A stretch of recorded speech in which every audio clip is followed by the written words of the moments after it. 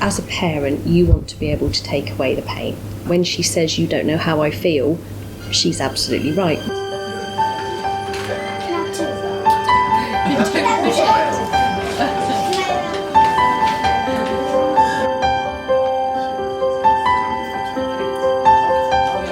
When she was born, she had a very obvious lump in her fontanelle and a soft spot in her head. She had very purple feet, didn't she? Yeah. She had a lot of bruising marks over her face. As she did get to about 20 months, the lump that was on her head started to stop her skull from closing. So it was then decided that it would need to be removed. By this time it wasn't clear why it was there or why it had formed there.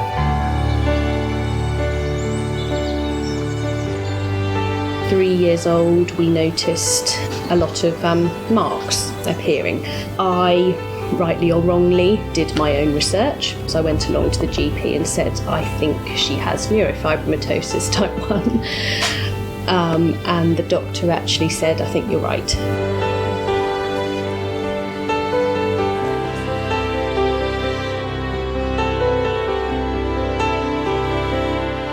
She wasn't officially diagnosed until she was 6. Neither of us have the gene, so it's a completely spontaneous chromosome difference.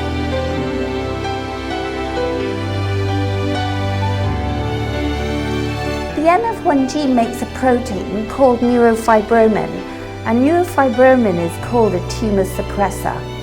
And what that means is it controls the way that our cells grow and divide. She's had some social challenges. She's been unable to read situations and it's led to a lot of friendship difficulties. She can't understand that what she says may be hurtful. We've gone through some behavioural challenges. She's been very physical, quite aggressive towards us, hasn't she?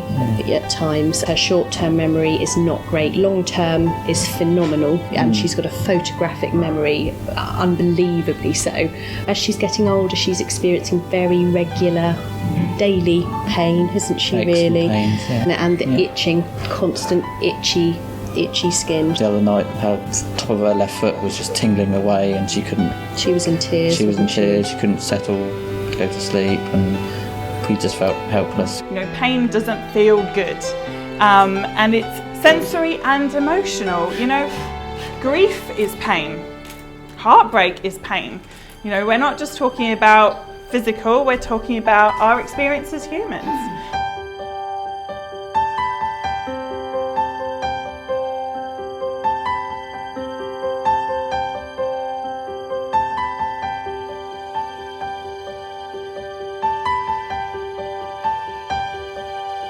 We try and, support each other, obviously, the best we can. Like, I'm having a wobble, I'm having a bit of a bad day, thinking thoughts I don't want to think and shouldn't have to think for such a young person. But, but then you just try and reassure each other and say that she's being monitored from a young age, and that's what we cling on to. Yeah, so it's a big old journey for somebody so young. Yeah.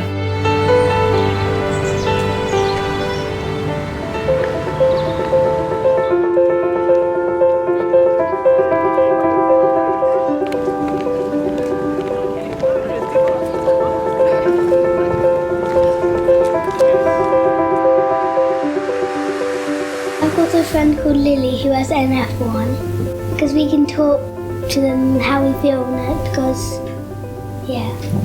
not many other people understand it. So it's good to have someone to talk to. They really are a lifeline in so many ways, not only for the information online electronically at the touch of a button, but you've got somebody at the end of a phone, at the end of an email. It's going to be an important charity not only for us but for Lilly as she gets older. It's you want to raise money to keep that going and awareness, because like we said, it's not a very well understood condition. We provide telephone support, of course. We're a listening ear, and we're there for people with any sort of query, no matter how small or how big. It's a bit of a relief for us to know that other people were experiencing what we were as a family experiencing. It does drag her down a bit, as it would do, but equally you're very determined on other days Not to to let it think, get the better of you. no, I'm not gonna let it beat me. Every Saturday, I always make my mum and dad a cup of tea in bed, and they say it's the best cup of tea in the house. It's true.